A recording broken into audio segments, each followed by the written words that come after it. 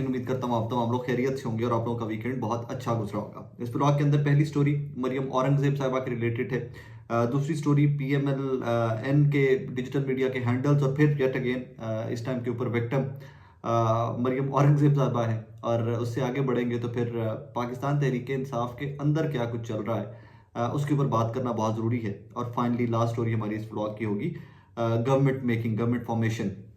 मरियम औरंगजेब साहब आपको पता है कि मुस्लिम लीग नून की इन्फॉर्मेशन सेक्रेटरी हैं, इन्फॉर्मेशन मिनिस्टर माजी की रह चुकी हुई हैं। तमाम एंकर्स के साथ बड़ी दोस्ती है उनकी, बड़े एंकर्स के साथ उनकी दोस्ती है। और अक्सर वो जब मौक़िफ़ देने का टाइम आता है अपनी पार्टी का तो वो गायब हो जाती हैं। मैं नहीं कहता, ये वही तमाम लोग कह रहे हैं कि जो मरियम औरंगजेब साहिबा के करीबी दोस्त समझे जाते हैं या उनके शोज़ में मरियम औरंगजेब साहिबा जाना पसंद करती हैं। जियो टेलीविज़न हो जाएगा, बड़े इदारे हो जाएँ उनके शोज़ में जहाँ पर जाना पसंद करती हैं। हमने रिसेंटली देखा कि मरियम औरंगजेब साहिबा उस तरह से दिफा नहीं कर पाई, एक नैरेटिव नहीं बना सकी अपनी पार्टी का जिस तरह उनको बनाना चाहिए था। और ये लेकर उनके ऊपर बड़ी तनकीद भी आती रही उनकी अपनी पार्टी की जानिब से। उसकी जानिब तो मैं बाद में आता हूँ, पहले एक बड़ी खबर आपको दे दूँ। बड़ी खबर ये है कि जनाब ट्रांसमिशन के अंदर बैठे हुए शाहजेब खानजादा साहब, मेमल सरफराज साहिबा, हामिद मीर साहब, शहजाद इकबाल साहब, ये तमाम लोग बैठे ट्रांसमिशन जियो टेलीविजन की कर रहे थे। तो उनमें से एक ने यह राज अफशा किया कि जब तनकीद आई है मरियम औरंगजेब साहिबा के ऊपर, उनकी अपनी पार्टी की जानिब से तनकीद आई है। मैं उसकी जानिब अगले पार्ट में आ रहा हूँ। तो जब वो तनकीद आई है तो मरियम औरंगजेब साहिबा ने तमाम लोगों को मैसेजेस किए हैं। शाहजेब खानजादा साहब को, शहजाद इकबाल साहब को, सलीम साफ़ी साहब को, इन लोगों को मैसेजेस किए हैं कि आप लोग मुझे डिफेंड करें।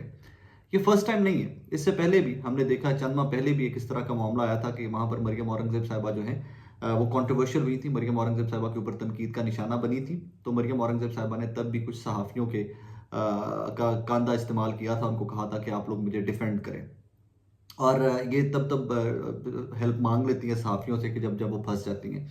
लेकिन जियो टेलीविजन के सहाफ़ियों को या इन एंकर्स को, जो उनके सर्कल के या उनके दोस्तों के सर्कल के सहाफ़ी गिने जाते हैं, इनको क्या ज़रूरत पड़ी कि इन्होंने आके मीडिया के ऊपर नाम ले लिया कि मरियम औरंगज़ेब हमें मैसेज करती हैं कि डिफेंड किया जाए।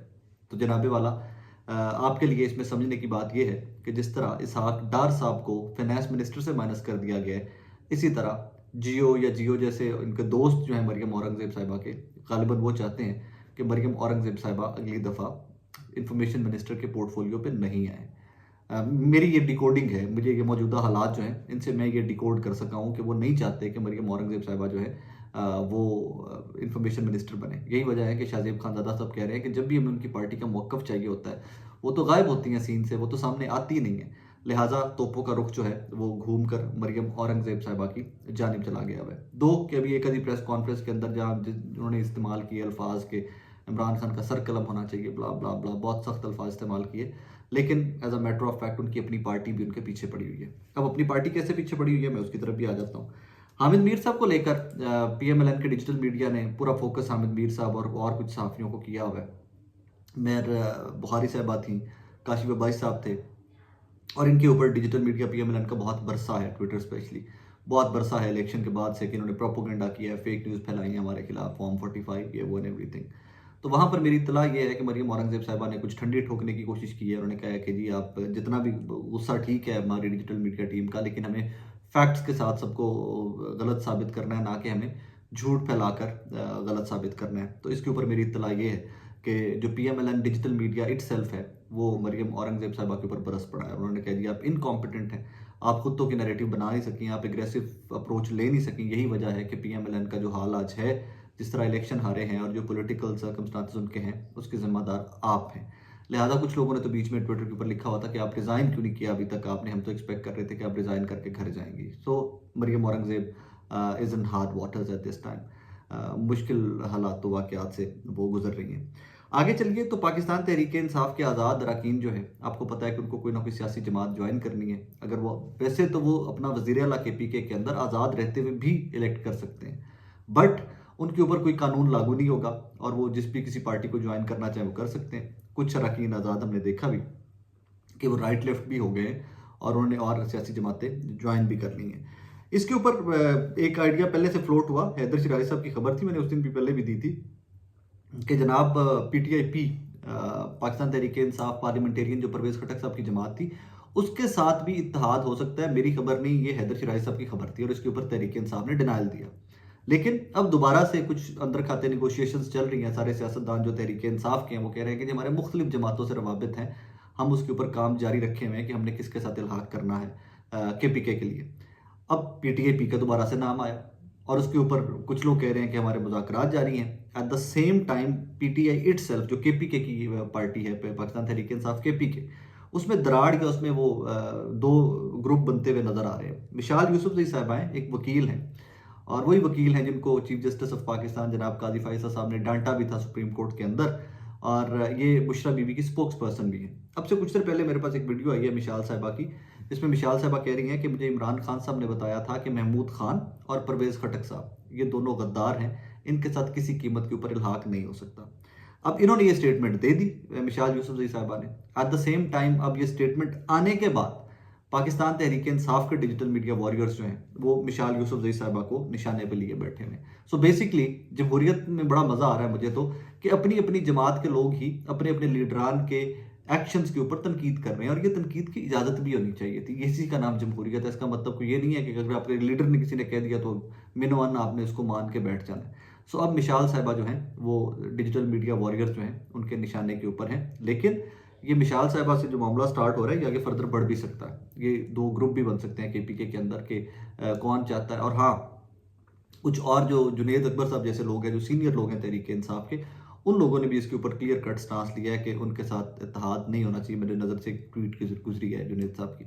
सो बहरहाल देखिए, ये सियासी जमातों के अपने फैसले हैं, उनके ऊपर हम क्या क्रिटिसाइज कर सकते हैं। हम हाँ अपनी अपनी अप्रोच बता सकते हैं कि that is what we think, हमें ये ठीक लगता है या आपको ये ठीक लगता है। वो अपने सियासी जमातों के जो इंटरनल मैटर्स हैं, जस्ट लाइक कि पीपल्स पार्टी और PMLN इत्तेहाद कर रही है तो भाई उनका ज़ाती मामला है, हम उसके ऊपर कैसे तनकीद कर सकते हैं। हम उनको स्टेटमेंट ज़रूर याद करवा सकते हैं कि आप माजी में एक दूसरे के बारे में ये कहते आए, लेकिन हम उनको रोक नहीं सकते उससे। इसी तरह अगर तहरीक इंसाफ PTIP के साथ बैठना चाहती है तो ये उनका पॉलिटिकल डिसीजन होगा, ये पॉलिटिकल उनकी एक चॉइस होगी। हम उसके ऊपर तनकीद तो कर सकते हैं कि खटक साहब पर इमरान खान साहब के बारे में क्या कहते रहे हैं, PTIP के बारे में क्या कहती रही है, PTIP PTI के बारे में क्या कहती रही है। हम वो चीज़ें तो आप नाजरीन के सामने रख सकते हैं, but this is there choice, this is there decision. So बहरहाल इस एक चीज़ के ऊपर भी आकर डेडलॉक सा है और इसके ऊपर भी आकर मामला जो हैं वो थोड़े से फंसे हुए हैं। आखिर में जब लियाकत चट्टा साहब वाली स्टोरी आई थी ना, तो मैं तब भी बार बार सोच रहा था एक ही चीज़ के ऊपर कि लियाकत चट्टा is that kind of connected man कि ये स्टोरी एवे फ्लोट नहीं हुई। ये एवे बैठे बैठे इनका कोई ज़मीर नहीं जागा और इन्होंने आके दिया कि ये वे खोया और ऐसी तो मैं तो बड़ा बाशूर और बड़ा बाज़मीर इंसान हूँ, तो लिहाजा मुझे जेब नहीं देता था कि मैं चुप करके बैठा रहूँ एवरीथिंग। पीछे बहुत सारी कहानियाँ थी। एक कहानी तो हामिद मीर साहब ने भी बताई है कि वो भी ढके छुपे अल्फाज के अंदर उन्होंने बताया जनाब के कोई जो मतलूबा रिजल्ट्स थे उनके ऊपर ये काम कर रहे थे लियाकत चट्टा साहब। फिर इनको कॉलेज शोले आई, कोई इनको थोड़ा सा तंग शंग किया गया या इनको थोड़ा मिसबिहेव किया गया इनके साथ। उन्होंने कहा अच्छा तुम मिसबिहेव करोगे मेरे नाल तो लो फिर मैं जाके मीडिया में दस देना। कुछ एक इस किस्म की स्टोरी भी फ्लोट हुई। लेकिन मेरा मानना शुरू से फ्रॉम डे वन ये था लियाकत चट्टा साहब वाली स्टोरी के ऊपर कि लियाकत चट्टा साहब के पीछे भी बड़ी चीज़ चल रही है। अब जाके मेरी डिकोडिंग है, ये मेरी अंडरस्टैंडिंग है, मैं टोटली गलत हो सकता हूँ, बट मेरी डिकोडिंग कुछ इस किस्म की है कि जनाबे वाला आज ही जैसे ये सारा मामला होता है उसके बाद आज स्टेटमेंट आ जाती है कि जनाब PMLN पीपल्स पार्टी और MQM बैठकर हुकूमत बना रही है और पीपल्स पार्टी जो है वो वजारतें भी लेगी, वो पंजाब में वजारतें भी लेगी, वो सदर पाकिस्तान भी जरदारी साहब बनेंगे, स्पीकरशिप भी लेंगे, हो सकता है राजा परवेज साहब भी स्पीकर भी आ जाए। मतलब गवर्नमेंट का मुकम्मल हिस्सेदार होगी पीपल्स पार्टी। सो मुझे ज़ाती तौर पे ये लगता है कि ये जो प्रेशर था, ये जो प्रेशर आया है उसकी वजह से और वो जो हीट दी गई है लियाकत चट्टा साहब की जानिब से, उसके बाद ये डिसीजन कि अगर तुम लोग इंसान नहीं बनते तो फिर भाईजान ये कच्चे चट्टे यूं खुलेंगे और आपकी सीटें जो हैं जहाँ जहाँ पर जानी चाहिए फिर वहाँ पर एडजस्ट होती जाएंगी, चलो तुझे फारूक। और ये फिर सारे के सारे लाइन में लग गए, उन्होंने कहा जी आप जो कह रहे हैं ठीक है। मैं बार बार कह रहा था कि ये सिर्फ रेट बढ़ाया जा रहा है एक दूसरे के साथ, क्योंकि मौलाना फजलुर रहमान साहब के बारे में लोग कहते हैं कि वह नबकती तौर पर नाराज़गी उनकी है नून लीग से, पीपल्स पार्टी से, बट वो भी एडजस्ट हो जाएंगे, वो भी सेटलमेंट हो जाएगी। लेकिन उस सेटलमेंट के अंदर जो सबसे बड़ा फैक्टर था, जो मेरी कैलकुलेशन थी कि इस यहाँ पर सेटल होंगे मौलाना फजलुर रहमान साहब, आज वो भी सेटलमेंट की ऑप्शन या वो जो फेज़ है वो निकल गई है। वो थी बलोचिस्तान। मेरी कैलकुलेशन ये थी कि मौलाना मांगते हैं बलोचिस्तान का वज़ीर आला, लेकिन आज ऐलान कर दिया गया PMLN और पीपल्स पार्टी की जानिब से कि जनाब हम यहाँ पर मिलकर वज़ीर आला लाएंगे बलोचिस्तान का। सो बज़ाहिर वो गाड़ी भी जो है मौलाना फजलुर रहमान साहब की हाथ से छूट गई है, वो ट्रेन भी निकल गई है। बहरहाल ये सियासत है, इसके अंदर लेन-देन चलता रहता है, किसी भी टाइम पे कोई भी सेटलमेंट हो जाएगी। इन डेज़ टू कम आप देखिएगा कि जस्ट लाइक दैट सेटलमेंट होगी और आपको समझ भी नहीं आएगा कि ये मतलब पीपल्स पार्टी और पीएमएल जहाँ इकट्ठे बैठ सकते हैं, जब पीटीआई और जेयूआईएफ बात कर सकते हैं, फिर पीछे रह क्या जाता है। बहरहाल आज का दिन भी है तो संडे था, बट हैपनिंग डे था और एंड में फिर वही कि मैं I am not too well, fever, flu, headache, so इस वजह से बहुत ज़्यादा आप लोगों को अपडेट नहीं कर रख सका। फर्दर इंशाल्लाह कमिंग वीक से कल से कोशिश करूँगा कि आप लोगों को इंशाल्लाह फर्दर भी अपडेट रख सकूँ। अपना बहुत सारा ख्याल रखिएगा, दुआ में याद रखिएगा। अल्लाह हाफ़िज़।